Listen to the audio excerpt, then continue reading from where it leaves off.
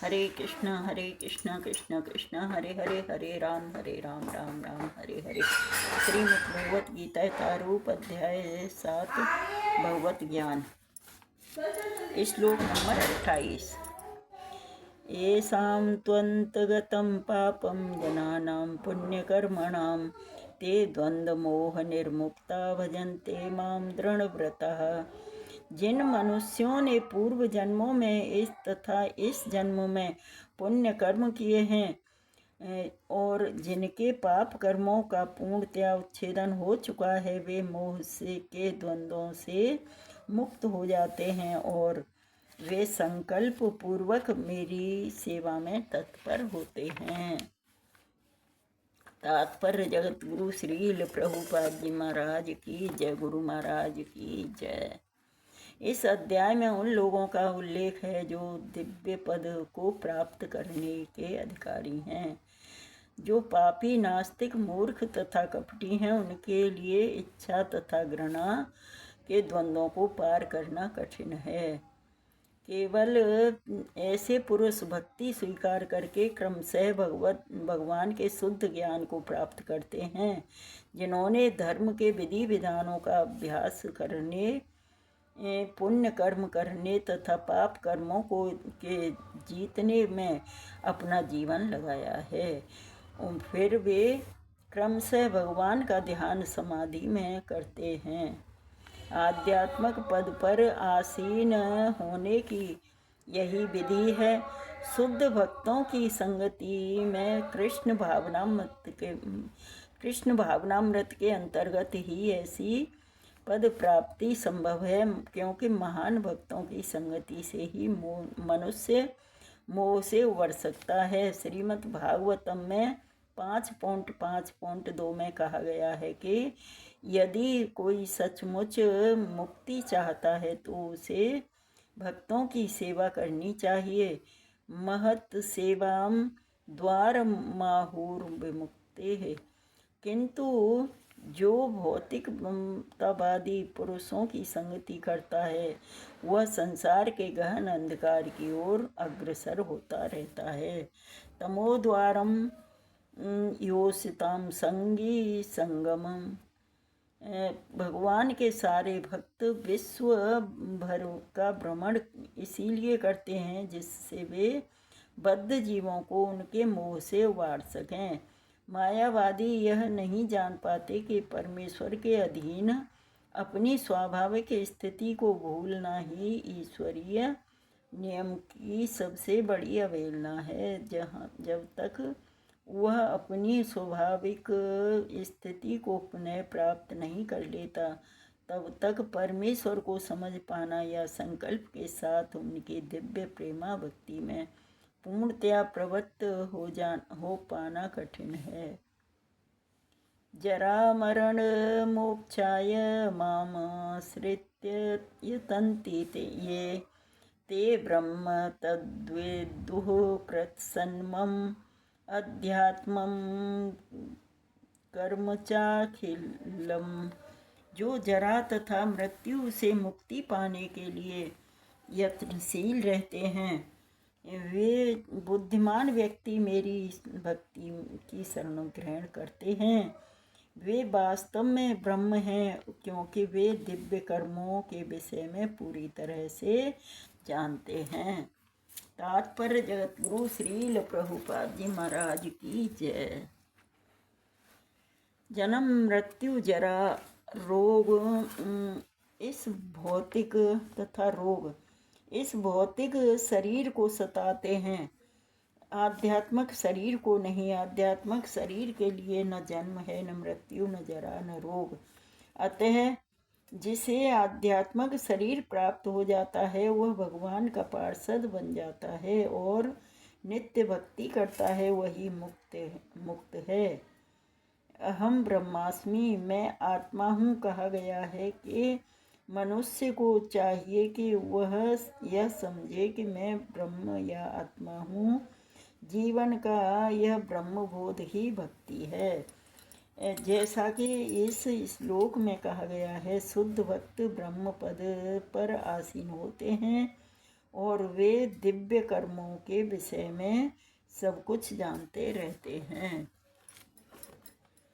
भगवान की दिव्य सेवा में रत रहने वाले 4 प्रकार के अशुद्ध भक्त हैं, जो अपने अपने लक्ष्यों को प्राप्त करते हैं और भगवत कृपा से जब वे पूर्णतया कृष्ण भावना भावित हो जाते हैं तो परमेश्वर की संगति का लाभ उठाते हैं।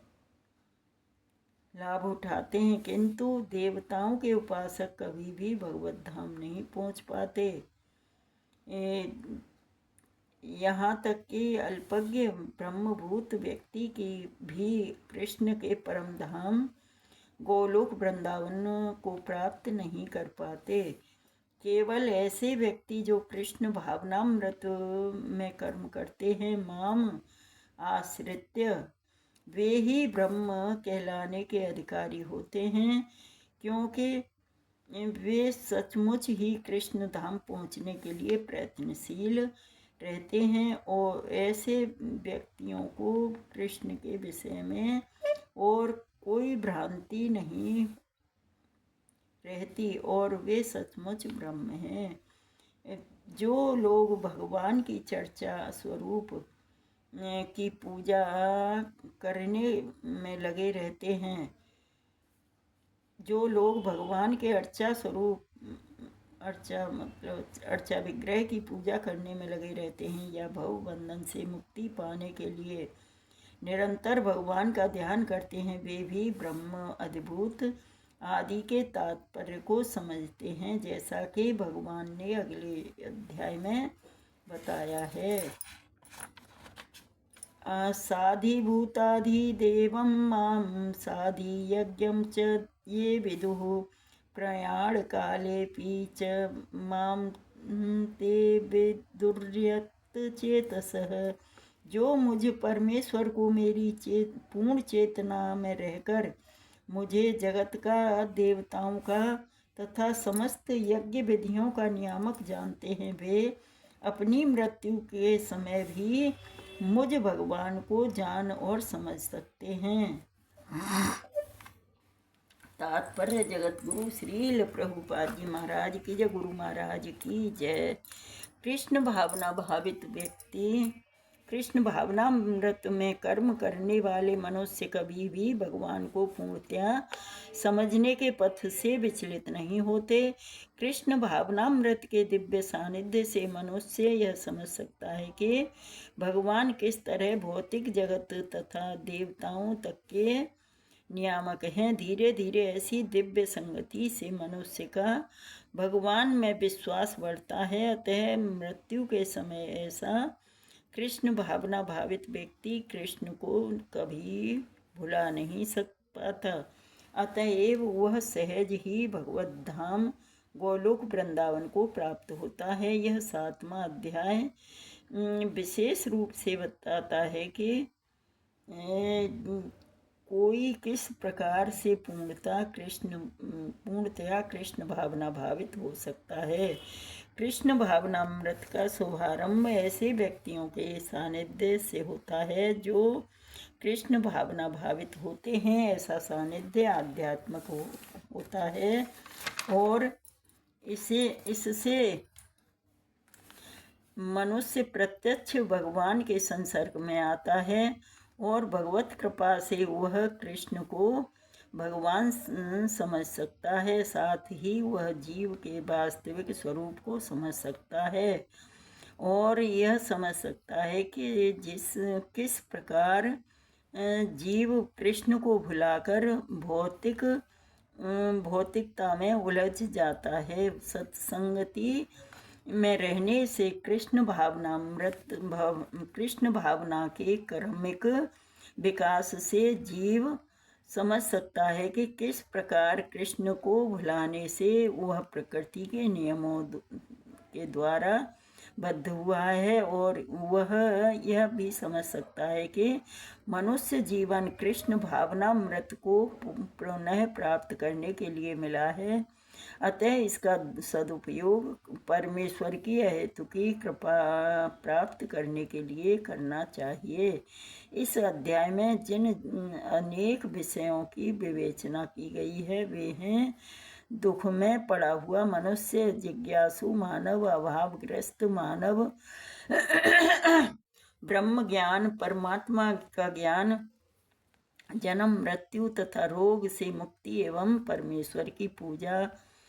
किंतु जो व्यक्ति वास्तव में कृष्ण भावनामृत को प्राप्त है वह विभिन्न विधियों की परवाह नहीं करता, वह सीधे ही कृष्ण भावनामृत के कार्यों में प्रवृत्त होता है और उसी से भगवान कृष्ण के नित्यदास के रूप में अपनी स्वाभाविक स्थिति को प्राप्त करता है। ऐसी अवस्था में वह शुद्ध भक्ति के में परमेश्वर के श्रवण तथा गुणगान में आनंद पाता है। उसे पूर्ण विश्वास रहता है कि ऐसा करने से उसके सारे उद्देश्यों की पूर्ति होगी।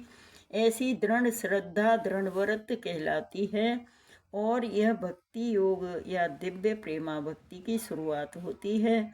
समस्त शास्त्रों का भी यही मत है। भगवत गीता का यह 7वां अध्याय इसी निश्चय के का सारांश है। इस प्रकार श्रीमद् भगवत गीता के 7वें अध्याय भगवत ज्ञान का भक्ति वेदांत तात्पर्य पूर्ण हुआ। बोलो श्री कृष्ण भगवान की जय। श्रीमद् भगवत गीता यथारूप की जय। तो यहाँ भगवान श्री कृष्ण अपने बारे में बताते हैं कि जो भगवान श्री कृष्ण की शरण में ग्रहण नहीं करते वो ये संसार में भटकते फिरते हैं। जन्म मृत्यु जरा व्याधि रोग ये सब उसे सताते रहते हैं। और कृष्ण भावनामृत में अगर जो इंसान अग्रसर हो जाता है तो उसे फिर ये सताते तो हैं लेकिन वो भगवान के आश्रित रहता है। इस वजह से उसे उस पर ज़्यादा ये रोग और जन्म मृत्यु ये हावी नहीं हो पाते, वो आसानी से उसे झेल सकता है। तो हमें हमेशा भगवान की शरण में ग्रहण करनी चाहिए। हरे कृष्णा कृष्णा कृष्णा हरे हरे, हरे राम राम राम हरे हरे। श्रीमद् भगवत गीता यथारूप की जय। हरे कृष्णा।